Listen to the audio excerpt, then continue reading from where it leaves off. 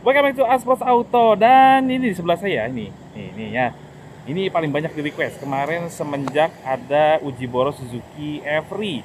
Nah, katanya pengen tahu juga Suzuki Karimun kotak tuh seboros apa. Ya, seharusnya sih irit dia city car cuman 1000 cc, tapi saya juga nggak tahu juga. Nah, sekarang sih mari kita langsung cek aja kondisinya. Oke, dari luarnya ini bisa dilihat orsinilan ya. Nggak ada yang ditambah-tambah, nggak ada yang dimodif. Itu roof racknya juga masih asli, dan juga dia pakai pelek yang aslinya juga, jadi bukan pakai pelek yang aftermarket gitu ya, jadi yang menambah keborosan si BBM-nya enggak. Ini pasti pakai yang standarnya. Itu di bagian belakang juga nggak ditambah-tambahin. Itu ini yang sering dibilang kayak pegangan pintu apa ini, roof rail yang dipasang di sebelah sini. Oke, kita lihat mesinnya.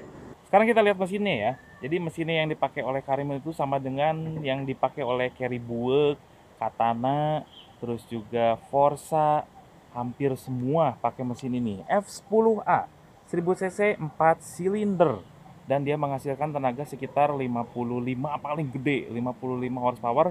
Tapi ini karena kondisinya udah 100.000 km, udah pasti ada penurunan performa, pasti di bawah itu sekitar 40-an lah, 45, 40 ya, kita nggak tahu juga ya. 100.000 km, 110.000 km kondisinya tuh kayak gini. Tapi ya nggak tahu juga, kita bawa tanjak-tanjakan, kita bawa ke tol juga masih bisa ngebut nggak. Saya belum liatin interiornya, yuk. Oke, inilah interiornya Suzuki Karimun kotak. Dan ini nggak ditambah-tambahin apa-apa ya, nggak dibungkus jok segala macem, nggak ada RPM yang nonjol-nonjol di sebelah sini, nggak dikasih apapun lah. Benar-benar kondisi standar dengan 110.000 km. Kita juga nggak tahu ya seberapa hebat performa mesinnya, apakah masih terjaga atau enggak. Oke, kita jalan saja.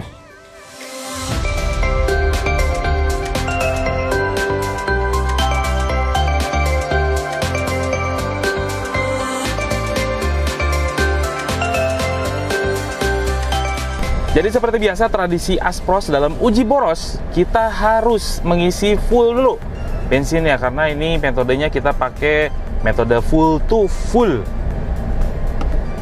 Kita sekarang mau ke pom bensin dulu dan kita ke bank dulu ngambil duit. Ini karena bensinnya tiris banget, kosong banget. Tuh ya, bensinnya tuh kosong, nggak tahu nih diisi berapa nih. Tapi untungnya Pertalite. Bensin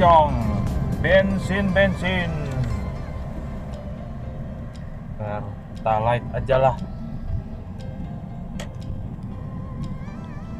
Yes, sudah diisi bensinnya, dan ini dari yang kondisi tiris banget. Kita ngisi Pertalite itu sebanyak 234.128 atau 30 liter, 605. Nih buktinya ya. Jadi ini benar-benar nggak ada akal-akalan sama sekali. Saya juga penasaran untuk uji boros ini seboros apa Karimun kotak. Nah ini udah ya, udah full ya. Tuh udah full. Aduh, saya silau. Nah ini supaya akurat, kita kan akan berjalan sekitar 50-60 kiloan. Kita tripnya kita reset. Ini yang analog ini kita reset nih. Oke, menjadi 0 lagi. Kita lihat seberapa boros Karimun kotak. Seperti biasa di uji boros Aspros itu udah pasti temperatur AC dipasang paling full dingin. Kita hanya bisa mensesuaikan fan-nya saja, mau 1, 2, 3, itu takut dingin banget gitu ya. Tapi yang pasti ini pasti full dingin banget. Udah gitu kita akan coba ke kondisi tanjakan dalam kota, macet-macetan, dan kita akan coba kakinya tidak akan sekolah karena kita mencoba uji boros, bukan uji irit. Jadi begitu jalanan kosong, saya akan coba mobilnya dipacu dengan kecepatan yang relatif lebih tinggi. RPM-nya dipaksa lebih tinggi. Tapi pasti masih ada yang bertanya, Kang, kenapa nggak full angkutan atau full orang di dalam? Capek ngajaknya. Yang pasti, kalau sendirian kayak gini sedikit lebih irit daripada yang muatan full, gitu aja sih prinsipnya. Jadi kalau misalnya saya sendiri itu dapatnya 110, kalau misalnya ada penumpang ya 109,5 lah, nggak berbeda jauh. Gitu aja sih. Ya tapi nanti next time kalau ada kesempatan kita akan coba ajak subscribernya Aspros untuk ikut di uji boros, biar kita lebih seru aja gitu di dalam sini, lebih rame. Oke. kita menembus kemacetan dulu. Jadi kita tuh sambil cerita juga ya di perjalanannya seperti apa, macetnya seperti apa, kondisi lalu lintasnya seperti apa, dan kita juga kakinya itu seperti apa, ngebutnya seperti apa, kita kasih tahu semua. Dan jangan di skip videonya karena hasil akhir itu belum tentu akurat kalau tidak melihat kondisi yang sebenar-benarnya gitu loh. Jadi kalau suatu sembilan itu boros banget, dilihat dulu dong kita macet atau enggak, terus juga kita mobilnya berhenti atau enggak, dan kondisi AC-nya apa full atau enggak gitu. Gitu ceritanya. Kenapa jangan di subscribe Okray. Oke. Nih kondisi kayak gini kan kosong nih. Kita bawa ngebut aja, RPM-nya tinggiin sekalian. Kita nggak diirit-iritin ya. Kita kebutin aja. Limbung sekali ini Karimun. Macetos Lozatos. One eternity later. Kita menuju Dago dulu ya. Kita coba tes nanjak si Karimun Kotak. Wah, ini jalanan kosong nih, nggak terlalu macet nih. Tapi walaupun kosong, saya bakal bejak terus. Terus Karimun. 60.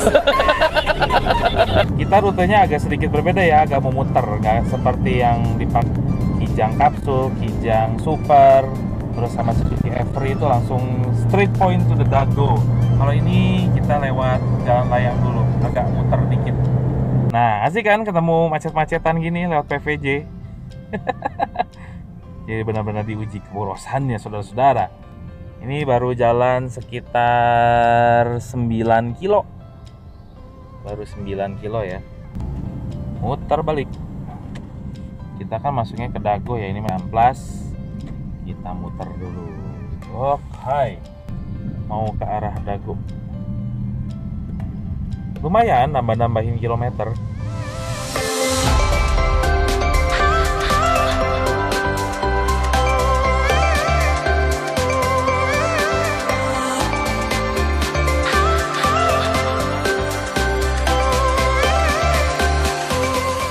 Sudah kembali ke trek semula.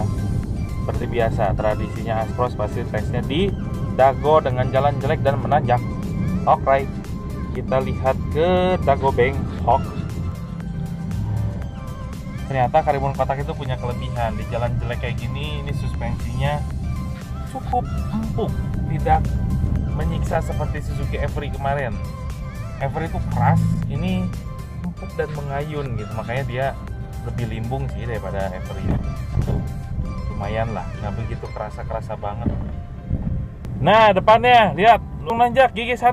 Kita nggak akan ubah temperatur AC-nya menjadi, kecuali kalau kuat juga ya. Gile. Karim. AC nggak gua matiin ya, janji. Aduh. Oke, sedikit underpower memang. Nah, di 3500 dia mulai galak mesinnya. Tapi kalau di bawah itu dia agak lemot. Ya. Berhasil. Oke. Berhasil dia naik. So, kesimpulan sementara untuk Karimun gitu ya. Ini mobilnya cocok untuk di dalam kota, satu. Yang kedua, dia dipakai nanjak-nanjak masih cukup oke. Tapi sedikit lah kalau dikasih berhenti di tengah itu memang agak-agak kewalahan. Apalagi dia front wheel drive. Tapi untuk nanjak jalan-jalan perdesaan dia masih cukup nyaman karena suspensinya empuk. Sekarang kita akan coba ke tolnya dalam kota karena kita cobanya rute kombinasi. Sekarang tuh hampir jam 2 dan kilometernya sekarang di 24 kilometer. Ya masih sisa banyak sih. Sekarang di tol dihajar, makanya paling banyak tuh jaraknya.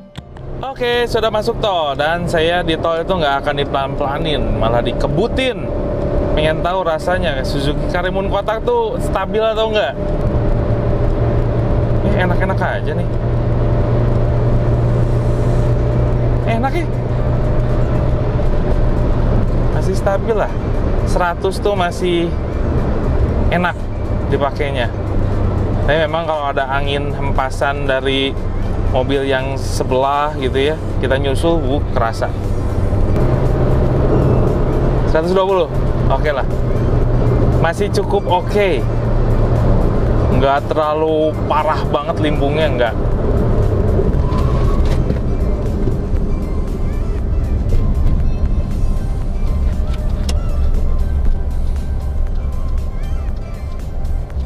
Dan ini benar-benar ngerem mendadak, tapi masih kehandle sama Suzuki Karimun. Ini kejadian nyata ini. Nggak apa-apa.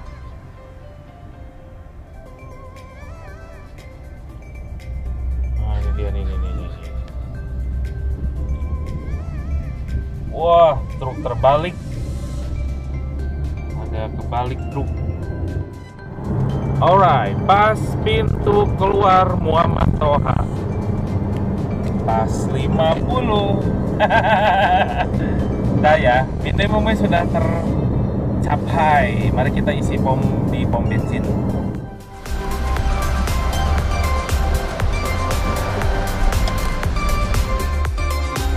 Pertalite aja full sampai bunyi cetrek ya. Oke, kita masih di pom bensin dan ini jarak tempuh terakhir 54,9, 55 kilo lah ya, dan sudah terisi full. Kita kasih tahu nanti berapa liter habisnya.